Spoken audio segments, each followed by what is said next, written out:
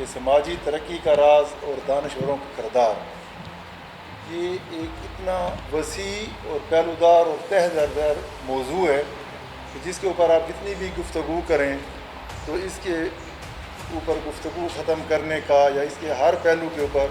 طویل گفتگو یا بحث کی جا سکتی۔ دراصل سماجی ترقی یا سماج کی ترقی اور انسانی معاشرے کی فلاح و بہبود یہ ہر دور کی جب سے معلوم انسانی تاریخ ہے، شاعروں کا، ادیبوں کا اور دانشوروں کا ہمیشہ سے یہی خواب رہا ہے۔ میں یہ بات کر دوں، سماجی ترقی ہے کیا؟ وہ کون سا سماج ہے جس کو ہم ترقی یافتہ قرار دیتے ہیں، یا کون سا سماج ہے جس کو ہم دوسرے سماج میں بہتر قرار دیتے ہیں؟ تو کہتے ہیں کہ ایک متوازن، سلجھا ہوا، ترقی یافتہ، باوقار و با اخلاق و بلا صلاحیت اور امن اور پر اعتماد معاشرہ جس میں مالی آسودگی بھی ہو، صحت، تعلیم، امن، تحفظ اور عزت نفس بھی اس کے ہر شہری کو نصیب ہو۔ ایسا سماج جس میں بچوں کو تعلیم اور نوجوانوں کو روزگار کی یکساں سہولت میسر ہو، اور سماج کے ہر رکن کو اپنے عقیدے، اپنی سوچ، اپنی فکر اور نظریے کے ساتھ آزادی کے ساتھ زندگی بسر کرنے کا حق حاصل ہو۔ اور ہم لوگ جو ایک معاشرے میں رہ رہے ہیں، جس کے متعلق جیسے ہم بات کر رہے ہیں کہ ہم کن محرومیوں کے شکار ہیں، تو ہم اس سماج کی ترقی کا راز جاننا چاہتے ہیں، اس سماج کو ڈھونڈنا چاہتے ہیں جو سماج ایک ہنستا، مسکراتا، زندگی کی توانائیوں سے بھرپور ایسا معاشرہ ہو جس میں سب لوگ خوش زندگی گزار سکیں۔ ایک کون سا سماج ایسے ہے، کون سا معاشرہ ایسے ہے، اور کون سا ہمارے پاس ایسا پیمانہ ہے جس کی بنیاد پر ہم ایک سماج کو ترقی یافتہ سماج کہتے ہیں یا ترقی یافتہ معاشرہ کہتے ہیں؟ تو آج کے دور میں سماج کی ترقی کو جانچنے کے لیے، ناپنے کے لیے مختلف اشاریے بنا دیے گئے ہیں جن کو ہم انڈیکس کہتے ہیں۔ ان میں سے ایک اہم اشاریہ معاشی ترقی کا اشاریہ ہے کہ ایک معاشرے کی جی ڈی پی کیا ہے، اس قوم میں فی کس آمدنی کتنی ہے، اس کے بینک ریزرو کیا ہیں، اس کے رہنے والوں کو مالی آسودگی کتنی حاصل ہے، اور اس کے عام لوگوں کی قوت خرید کتنی ہے کہ وہ ایک خوشحال زندگی گزار سکیں۔ اسی طرح ایک اشاریہ جس کی وجہ سے ہم سماج کو ترقی یافتہ سماج کہتے ہیں، اس کو ہم ہیومن ڈیولپمنٹ کا اشاریہ کہتے ہیں۔ ہیومن ڈیولپمنٹ کے اشاریہ میں یہ ہے کہ ایک سماج کے رہنے والوں کو کون سی بنیادی سہولیات میسر ہیں، انسانی ترقی، صحت، تعلیم، رہائش، سفر، بنیادی ضروریات، ان سب کی اوسط اس معاشرے میں کیا ہے۔ ویسے موجودہ عالمی ادارہ کے مطابق ہم ہیومن انڈیکس میں 154 نمبر پر ہیں۔ اسی طرح ایک اور انڈیکس شمار کی جاتی ہے سماج کو ناپنے کے لیے، جس کا آج کل بہت چرچا بھی رہتا ہے، وہ عدالتی انڈیکس ہے کہ ایک ملک میں انصاف کی فراہمی کی ریشیو یا اس سے سماج کتنا مطمئن ہے۔ تو اس میں بھی ماشاءاللہ ہمارا نمبر 126 ہے اس وقت۔ ہم بدقسمتی سے ہمارا سماج دنیا میں پائے جانے والے جو انڈیکس ہیں ان میں بہت سی چیزوں میں بہت پیچھے رہا ہے۔ اس وقت ہم یہاں پر تعلیم کے شعبہ سے سب حضرات بیٹھے ہیں کہ ہماری شرح خواندگی ان لوگوں کو بھی ملا کر جو اپنا زبان میں دستخط کر سکتے ہیں یا چند کلمے بول سکتے ہیں یا لکھ سکتے ہیں، ان کو بھی خواندہ شمار کیا جاتا ہے۔ ہم 40% کے لگ بھگ ابھی بھی دنیا میں رہ رہے ہیں، جبکہ شاید آپ کو علم ہو کہ بنگلہ دیش 90 سے اوپر شرح خواندگی میں چلا گیا، ہمارا بچھڑا ہوا بھائی۔ اسی طرح افراط زر کی ریشیو، موجودہ ریشیو جو میں نے کل دیکھی نیٹ پہ، وہ اس وقت جس کو مہنگائی کی ریشیو کہتے ہیں، وہ 47%۔ کہ پچھلے عرصے میں مہنگائی کی قیمتیں جو ہیں 47% تک بڑھ چکی ہیں بظاہر۔ یہ دونوں ماڈل ہمارے معاشرے میں بھی کار فرما ہیں۔ ہماری مذہبی تنظیموں کا کہ انفرادی سطح پر لوگوں کو نیک اور صالح اور باکردار بنایا جائے، یہ کوششیں بھی سماجی طور پر ہوتی رہتی ہیں، اور یہ بھی ہمارے معاشرے میں ہے کہ ایسے لوگ رول ماڈل کے طور پر اوپر آئیں اور جن کو ہم فیسینیٹ کرتے ہیں، جن میں سے لوگ سدھر جائیں۔ لیکن آج کے اگر ہم ان سماج کا جو ہم سے ترقی کر گئے ہیں، جو ہم سے بہتر حالت میں رہ رہے ہیں، جن کے لوگ بہتر رہ رہے ہیں،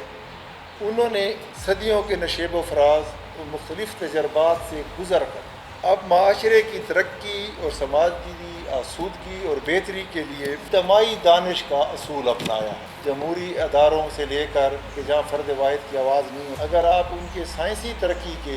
ان کے ایجادات کے ماڈل دیکھیں، ان کی سہولیات یا معاشی ادارے بڑے بڑے دیکھیں، یا کوئی بھی کمپنیاں یا چیزیں دیکھیں تو وہاں پر جو جتنی اہم سے اہم شخصیات بھی ہوتی ہیں وہ ایک کل کا صرف جز بن کر کام کرتے، وہاں ایک شخص کے ارد گرد سب کچھ نہیں گھوما کرتا، اور یہ سارے جز جب مل کر ایک بڑی محیط مشین کا حصہ بن جاتے ہیں تو اس میں وہ مل کر سماج کی ترقی میں اپنا کردار ادا کرتے ہیں۔ کہ جب ہمارا معاشرہ جو ہے، جب بھی ایک معاشرے کے لیے آپ ایک راہ متعین کرنا چاہتے ہیں، ایک معاشرے کی ترقی کے لیے، ایک معاشرے کے آگے چلنے کے لیے جب کوئی راہ متعین کرنا چاہتے ہیں تو اس کی ایک بنیاد یا اساس ہوا کرتی ہے، اور بدقسمتی سے ہم اس بنیادی خشت اول کے اوپر ہی الجھ کر رہ گئے۔ ہمارے معاشرے میں ابھی تک یہ طے نہیں ہو سکا کہ ہم اپنے سماج کی ترقی یا سماج کی ارتقاء کی بنیاد اپنے مذہبی بنیادوں پر رکھیں یا اپنے علاقے یا خطے کی روایات کی بنیاد پر رکھیں۔ تو اگر ہم مذہبی بنیادوں پر رکھیں تو اس کا سلسلہ پھیلتا ہوا عرب تاریخ کو ہی ہم اپنی تاریخ قرار دیتے ہیں، اور پھر جو بھی فلسفہ، جو کہ فلسفہ نہیں تھا، جس نے سارا اسلام کی صورت ہی تبدیل کر کے رکھ دی تھی، وہ ملوکیت جن کو کہتے ہیں کہ عباسی اور اموی دور کے دانشور تھے، جنہوں نے ہمیشہ بادشاہ کی مرضی کے مطابق اور اس کے کام کے مطابق فتوے دینے اور اس کے علاوہ سماجی رویے اپنانے کے درس دیے تھے۔ پھر جب ہمارے سماج میں جب انڈو پاک پر ہم آتے ہیں، پاکستان کی طرف آتے ہوئے، تو یہاں پر جب جو دور رہے اس میں کوئی مسلمان حکمرانوں کے دور نہیں رہے، مسلمان بادشاہوں کے دور رہے، مغل، تغلق، غوری، غلامہ، سارے حکمران آ رہے تھے، وہ اسلام کے نظریے کے تحت نہیں آئے تھے۔ تو اس لیے اس دور میں بھی کوئی سماج کی ترقی کے فلسفے پر قطعاً کام نہیں، صرف اس سارے عرصے کے اندر بر صغیر کے اندر جو دانشوری یا سماج کے ساتھ ادب کا تعلق رہا ہے وہ محض جو ہمارے علم و ادب کا صوفیانہ مکتبہ نظر ہے، انہی لوگوں کا اثر و رسوخ رہا کہ بابا فرید، سلطان بہو، بلے شاہ، سچل سرمست، لطیف بٹائی، رحمان بابا، خوشحال خان خٹک، یہ وہ سارے لوگ یہ جو کچھ کہتے رہے یہی سب کچھ ہمارے معاشرے میں ہی رہا، لیکن کوئی راہ متعین نہیں ہو سکی۔ اور پھر جب سب سے بڑا مسئلہ ہوا کہ ہماری سماجی ترقی میں دانشوروں کا کردار کیا رہا، کہ جب ہم پاکستان کو ایک سماجی اکائی کے طور پر لیں تو پاکستان کی تاریخ میں سب سے اہم نام، یہ میری ذاتی رائے ہے، ٹھیک ہے کوئی اس کو، کہ سب سے اہم نام ڈاکٹر محمد اقبال کا لیا جاتا ہے، کہ جنہوں نے فلسفہ پیش کیا۔ ان کے ساتھ کیا ہوا کہ اقبال ایک فلسفے والے کو، پہلے تو سب سے بڑی بات ہی کہ آپ سب کی علم ہے کہ doctor Iqbal he was PhD in philosophy from the Munich university Germany, یہ فلسفے میں PhD تھا، ٹھیک ہے نا۔ اور اس کا سب سے جو بڑا کام ہے وہ اس کے وہ خطبے ہیں، reconstruction of religious thought in Islam. ہم نے کیا کیا، ایک جنرل شیر علی صاحب ہوتے تھے ضیاء الحق کے دور، ینگ لوگوں کو تو پتہ نہیں ہوگا، میرے خیال میں ہم تھے اس دور میں، وہ آئے، اس کی پہچان یہ ہے کہ وہ جو انڈین اداکار ہے نا سیف علی خان، اس کا سکا چچا ہے، نواب پٹودی کا بھائی۔ اس نے پکڑا کہ علامہ اقبال صاحب نواب بھوپال کے برآمدے میں تھک کر بیٹھے ہوئے تھے، یوں کر کے اونگ رہے تھے، بعض کہتے ہیں پیرس میں اونگ رہے تھے، تو اس نے کہا جی یہ پاکستان کا خواب دیکھ رہے۔ وہی تصویر ہماری قومی تصویر بنا دی گئی، ہر جگہ لگا دی گئی، اور اس کے بعد نئی نسل کو کیا پیغام ملا؟ کیونکہ بھائی چیزیں خواب دیکھنے سے ملتے ہیں، عمل اور علم سے نہیں ملتی۔ ساری قوم خواب دیکھنے میں مصروف ہوگی، اور وہ خوابوں کا سلسلہ چل رہا ہے۔ ابھی آپ کو علم ہوگا کہ ہمارے ایک اور بہت مطلب ریٹائر بیوروکریٹ جس طرح دانشور بن جاتے ہیں، اوریا مقبول ہیں، آپ نے ان کا سارا ویڈیوز دیکھی ہوں گی شاید، کہ انہوں نے کہا کہ جی جنرل باجوہ کو جو ہے خصوصی طور پر ایک چھڑی ملی، میں نے خواب دیکھا، اور مقدس ہستیوں نے دی اور انہوں نے اس کو جنرل مقرر کیا، نہ کہ یہ اپنی ترقی یا اپنی صلاحیت یا ایک نظام یا ایک سسٹم کے تحت بنا ہے، اس کو چون کر دیا گیا۔ تو جب ایک معاشرے میں جب آپ خواب کے پیچھے لگا دیں تو اس معاشرے میں علم اور عمل کی فضا نہیں بچتی، سارے خواب دیکھنے میں لگ جاتے ہیں۔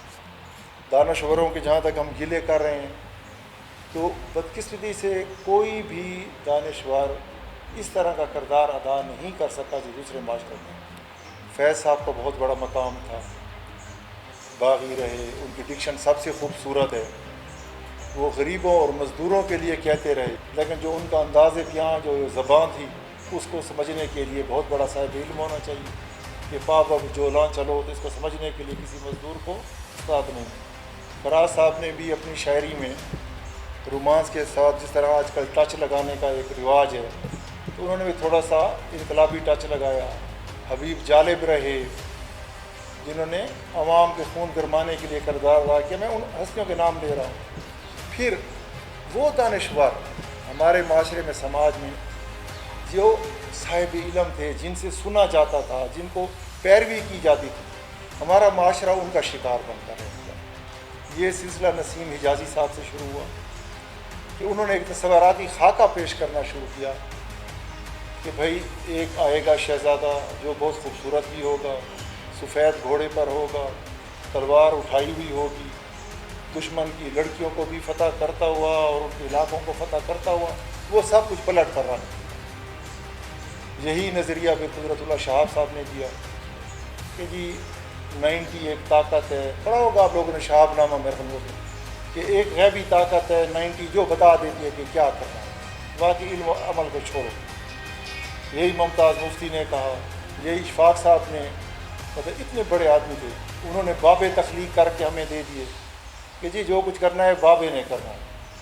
بلب بھی بابا ایجاد کر کے دے گا اور اے سی بھی بابا ایجاد کر کے دے گا اور طیارہ بھی بابا ایجاد کر کے دے گا، آپ نے صرف بابے کی پیروی کرنی۔ پھر جب ہمارے موجودہ دور کے ہم ادیبوں میں دیکھیں تو ہم سارے مصلحت پسندی باتیں کا تقریر دانشور ہیں، مقررین ہیں، ان کو ایسی باتیں کرنی چاہیے کہ معاشرے کے اندر مثبت رویے اپنائے جائیں۔ میرے خیال میں جو سب سے اہم بات ہے، جو کردار ہمارے معاشرے میں آج کا دانشور ادا کر سکتا ہے کہ ہمارا معاشرہ ایک ساکت اور جامد حالت اختیار کر چکا ہے، اور اس طرح جس طرح کہ ہمارا معاشرہ سفر کر رہا ہے یہ ایک دائرے کا سفر ہے۔ ہم ایک کنویں میں انتہائی تیز رفتاری سے پھر رہے ہیں تو اس سفر میں تیز تر آپ چلتے رہتے ہیں لیکن منزل نہیں آتی، کیونکہ ہم نے ذہنی بیریئر توڑے نہیں ہیں معاشرے کے اندر، سوچ کے۔ ان سب چیزوں کو ہر سطح پر کرنے کے لیے جو سب سے اہم بات ہے، جس طرح کے باقی سماج تبدیل ہوئے، وہ سوال اٹھانا ہے۔ معاشرے میں سوال اٹھانے کو اہمیت دیجیے، سوال اٹھانے کی اہمیت کو اجاگر۔ بدقسمتی سے ہمارے معاشرے میں یہ اسکول میں، مدرسے میں، یونیورسٹی میں، مکتب میں، درس میں، کسی لیکچر میں، بڑوں کی محفل میں، باس کے سامنے، کاروباری میٹنگ میں چپ کر کے سننا ہے۔ آپ جو کہا گیا ہے اسے سنو، جس نے ہاتھ کھڑا کیا، جس نے اطراع کیا، وہ آئندہ درگاہ ہو۔ کہ جب آپ کسی کو خاموش کر سکتے ہیں کہ خبردار مت بولو، تم